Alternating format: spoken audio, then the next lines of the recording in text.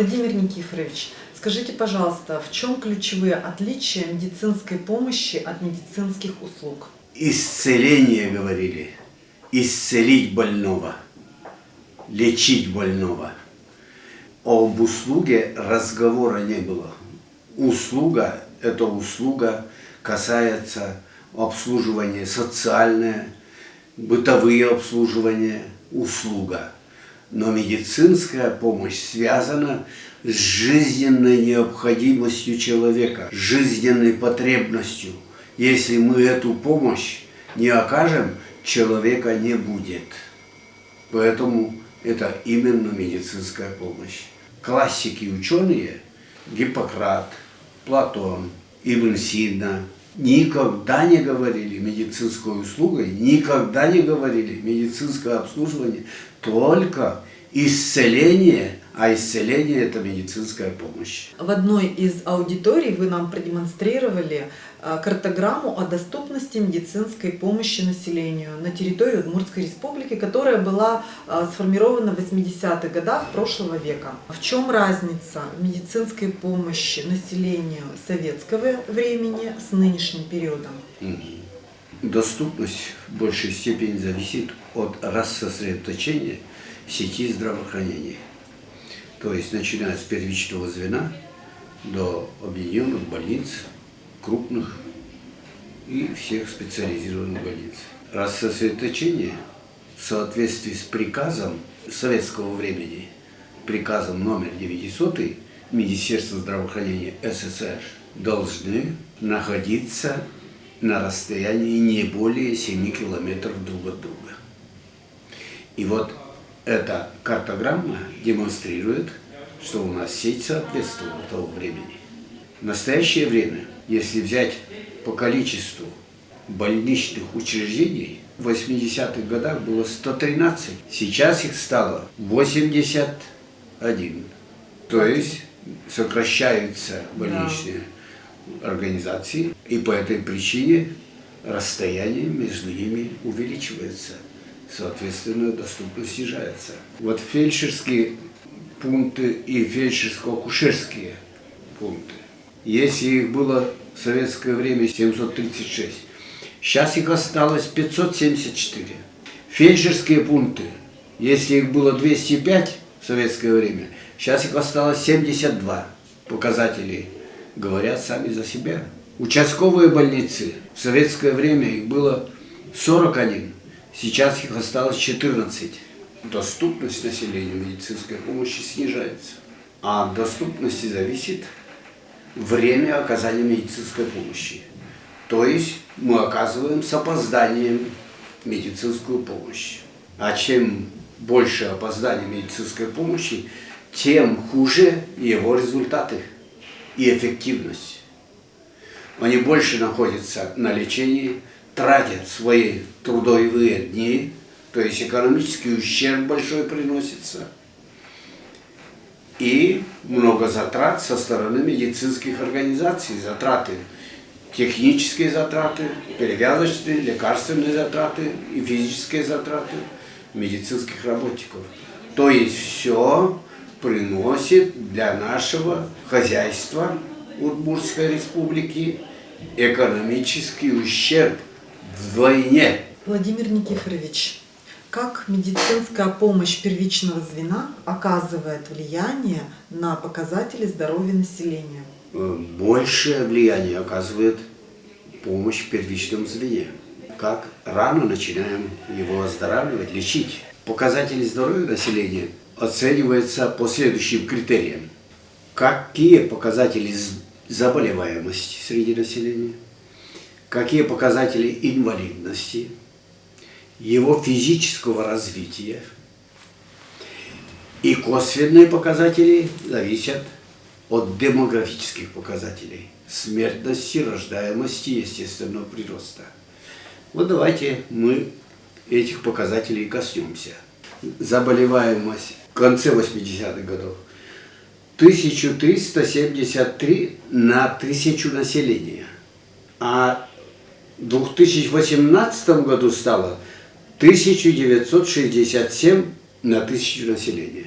почти на 600 больных увеличилось у нас за это время на 1000 населения.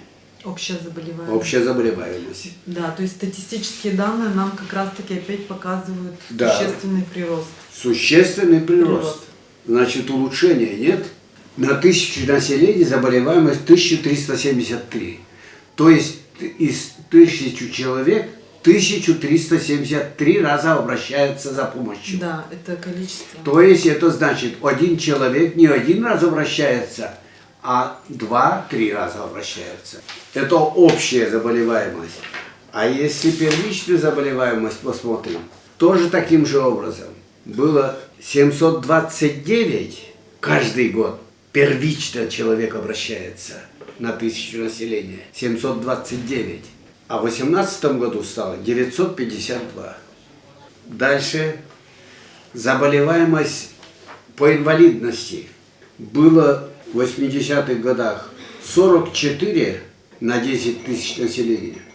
Это взрослая, да, вы говорите? Взрослые, Взрослая. да, взрослые.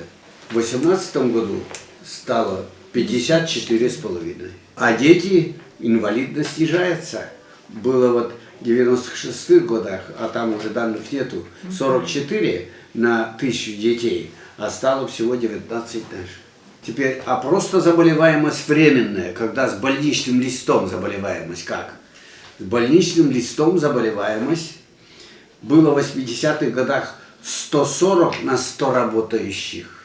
И в 2018 году стало 70 на 100 работающих. Казалось бы, неплохо. А это о чем говорит?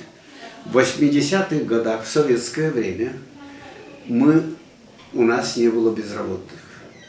Мы свободно трудились, болели, обращались за медицинской помощью. А сейчас, в связи с появлением прослойки безработных, каждый старается не терять свою работу. Потеряет, может оказаться безработным. Поэтому он болеет, но не обращается за помощью. Надо было освободиться больничным листом. Он не идет, потому что потеряет работу. И он находится до тех пор, пока ноги носят.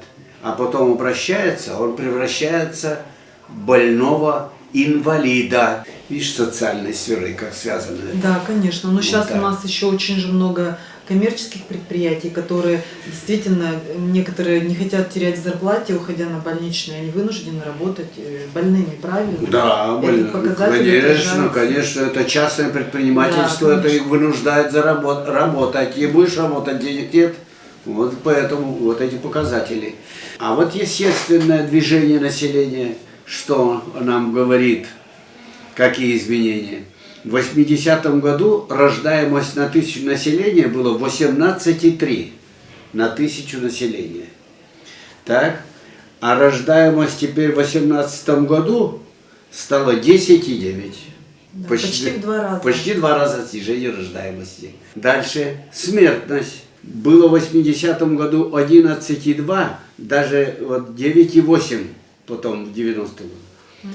А теперь в 2018 году 12 и более 12, вот бывало 15,5, 14 и естественный прирост. У нас было в 80-м году в советское время 7,1, 7,6, а потом в 93-м году мы его приобрели отрицательный знак. Естественно, убыль. Да. На убыль на 2,9 это на 1000 населения. И идет убыль до 2008 года.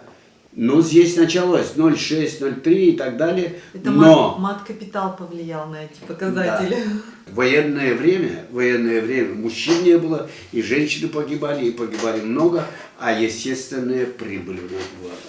Военное время. Естественной убыли не было. Рожали люди. А сейчас влияет, я сразу же вам говорил, наше сознание общественное и образ жизни, который мы идем вниз по спирали. Не в прогресс, а регресс у нас идет в этом отношении. В чем регресс?